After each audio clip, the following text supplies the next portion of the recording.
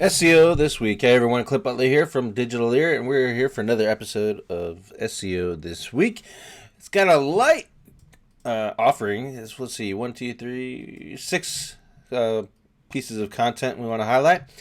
Not much going on the old interwebs for our industry right now, but that's okay. It just makes things go a little bit faster. And first I want to start off with the video that we embedded on the post. It's at the bottom, and it's called Variance in SEO Factors by Location. Now what you're going to see is a cool tool that we use. It's called Cora, and it's created by a guy named Ted Kabaitis, and he is the owner of SEO Tool Lab. The tool is pretty expensive, so if you don't want to pay $250 a month, you can come to us. We'll run these reports for you. Do 10 for $100. Very easy to get us to do it. However, as you're going to see in this video, this is like the ultimate in on-page optimization. It goes beyond title tags, meta tags, and all that stuff. Well, all is certainly covered in there. However, it takes you into what's another level of looking at your on-page and looking at your keyword research more specifically. Excuse me. So, certainly not for beginners, but like I said, you can check out this video. It's a great video. It goes through looking at different keywords and seeing how different factors correlate for different keyword sets. Meaning, Google is running different rules for every keyword, so it's good to know that as part of your keyword research and your on-page optimization combined. So check out that video. And on with the articles. The first one we look at is thenextweb.com, and is local digital marketing is more important than ever. Well, duh. Honestly, basically what they're trying to say is people are looking or starting their search, whether it be for buying products or looking for a plumber, whatever. They're starting that on local, and they're saying this here is talking about how marketers are leveraging more and more different platforms, specifically mobile advertising. I think it's based on a lot of what the big people are doing, and they're saying, look, these big people are seeing a big push in mobile advertising. So you, as a marketer and a small business owner, need to take advantage of that as well. So in this case, like let's look at Facebook for example. Their mobile advertising has increased significantly since 2013. In 2016, a little slight drop.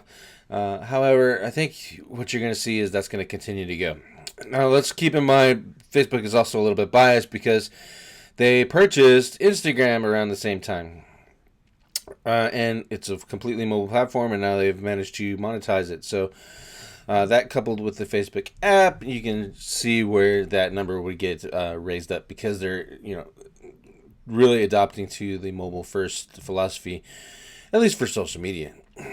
And then there's some other interesting topics on how people are spending more in 2017 on their marketing, on their digital marketing, and highlighting obviously Amazon. I don't think any digital marketing article could go on without hiding them. But check it out. It's interesting. I find it some good information for you.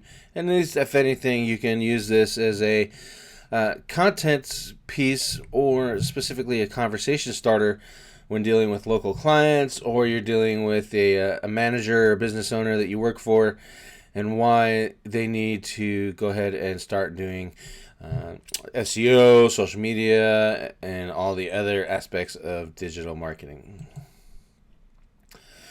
Next, we go to TechCrunch, and it is a post about Google is to launch a job search engine. Google for Jobs is what they're calling it. It's actually pretty interesting. Here, basically what they did is they created Google for Jobs, and they're curating a whole bunch of other sites and showing you jobs. So they're taking other people's content, again, and putting it all together in the same place, which is good for job users, bad for those content owners, or maybe good for them too, depending on your perspective. And then putting that into a search engine. Very interesting from an SEO perspective. There's some things you can do here, in my opinion, that might actually help you out. First is that you can create a job listing and put it on all these sites that are in the Google for Jobs pool, and maybe, just maybe, we might be able to SEO those and push them up, increase your traffic to them, which increases the traffic to the backlink to your website, because that's where the backlinks are going to go in anyway. So from an SEO perspective, there is opportunities here. From a job seeker's perspective, now a lot of these other services are already doing this. Indeed, Monster, Career Builder, etc., are curating jobs. That's what their entire purpose is.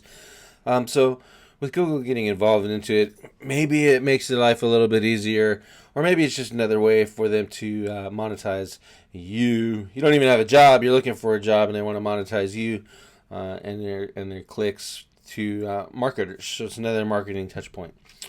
So something to think about, and we'll see how that develops.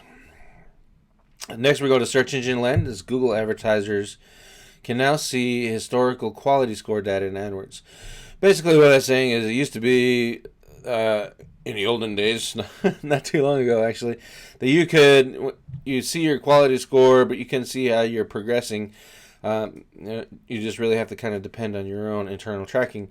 In this way, now you can see the historical quality score and see how that levels up as you go through the entire process. That's pretty good. I think it's a nice added feature for PPC marketers, and something certainly worth paying attention to.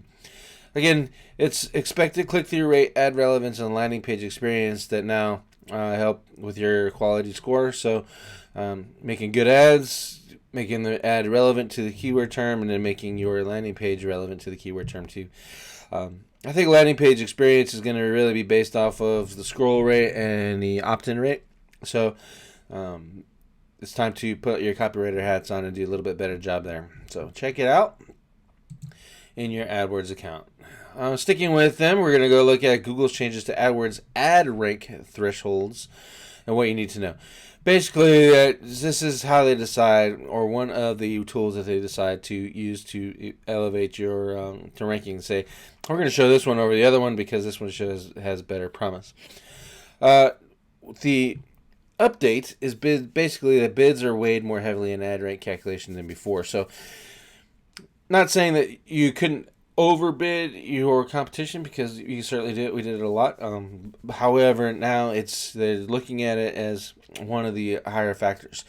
I think what that does for Google is it increases the likelihood that competitors inside of Google AdWords will raise their bids in order to be number one, right? And then their costs, you're paying more and you're paying more and you're paying more just to be number one, and it's a never-ending cycle. Until finally that market just kind of gives up and says, all right, this is all we're going to pay for it, and that's all you're going to do. So Google is just giving you another way to get to the threshold where it says, I've had enough and I'm not going to pay any more for a click. Which is why you should be combining your PPC campaigns with your SEO campaigns, finding out the PPC words that are profitable for you, making pages for them, and ranking in the number one spot. That just gets more traffic. The top 3 section gets more traffic than all the ads and maps combined. So something definitely to look at. Other than that, I don't think you're going to see much difference in your AdWords accounts, as long as you're following the best standard practices, or you have a Google partner like Digitaleer helping you out. Next, we go to a blog post ideas. This is a Whiteboard Friday. Rand Fishkin is back, and honestly, I'm not going to talk too much about this. However, I will say that it's giving you some goals, some things to think about, some posts that you can write, and then 6 ideas or that might help you out if you're kind of stuck, or you get like me, you get the writer's block, and you just don't want to do any content, and you just don't feel like using your brain or imagination. So you're never going to have enough blog post ideas, and I think this is a good post. If anything, bookmark it, stick it away in your blog post ideas section, and come back to it when you're ready for it. And then finally, we have a SEO Recipes. I put this in here because there's some concepts inside of what they're doing that are good for any tool. However, this post is designed, in my opinion, to just sell you on a keyword explorer for Moz. I don't use any of Moz's tools anymore. I kind of lost faith in them. But you can take some of the concepts and ideas here and do the same with what you're doing in your own tools to create reports for your clients. It's really, looking at it, it seems like it gives you some ideas on where to go, how to present that data to your clients, and move through and see some new stuff. So, like I said, interesting. Look at it. See if you can apply the method with your tools before you go out and buy Keyword Explorer, which is the one they're highlighting here. I have no doubt you can. I can do the same stuff with SE Cockpit, for example, or any of the other number of keyword tools that are out there. So check it out. And that's it for this week of SEO This Week. Like I said, it was quick. 1 video and 6 blog posts. So I hope you enjoyed this episode. I hope you get a lot of information out of it, and we'll see you next week.